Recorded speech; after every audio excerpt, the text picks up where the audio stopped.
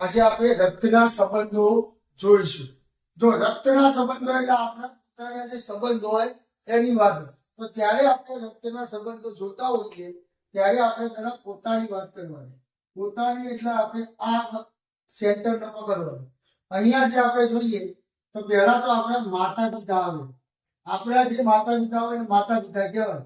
અને માતા પિતાનો કોઈ ભાઈ બીજો છોકરો કે છોકરી હોય આપણો ભાઈ કે આપણી બહેન થાય. અને માતા પિતા માટે આપણે પુત્ર અને માતા પિતા માટે આપણી બહેન હોય એ પુત્રી. એ બીજી વસ્તુ.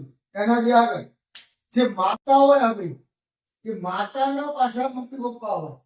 જે માતા પિતા હોય એટલે માતાના મમ્મી પપ્પા હોય એ આપણા માટે નાના નાની થાય. શું થાય?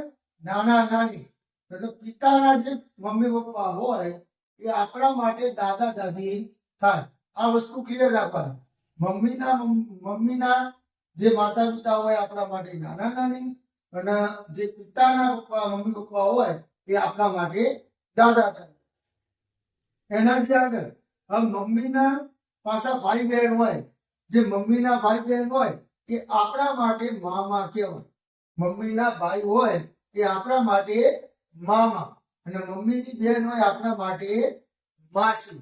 આ યાદ રાખવાનું. મમ્મીના ભાઈ અને બહેન. ભાઈ આપણા માટે મામા અને બહેન હોય એમની તો આપણા માટે માસી. એ રીતે પિતાના પાછા ભાઈ બહેન હોય. પિતાના ભાઈ બહેન હોય એ આપણા માટે કાકા અથવા બા એટલે મોટા પપ્પા. એ રીતે બોલાય. અને એમની બહેન હોય એ આપણા માટે ફઈ થાય. જે પિતાની બહેન હોય આપણા માટે ફઈ થાય. અને જે આપણી પત્ની હોય એના માટે એ નણંદ થાય. આ ખાસ યાદ રાખવાનું. એ આપણા માટે નણંદ. આપણી પત્ની એ આપણી જે બહેન હોય એમના બહેન કે ભાઈ એમના માટે ભાભી કહેવાય. અને આપણા મમ્મી પપ્પા માટે પુત્ર વધુ કહેવાય. બહેનના પતિ એ આપણા માટે બનેવી કહેવાય. આ યાદ રાખવાનું.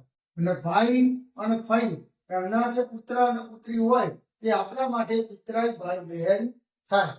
જે આપણા કાકા હોય ફઈ હોય એમના છોકરા હોય એ આપણા માટે પિતરાઈ હોય.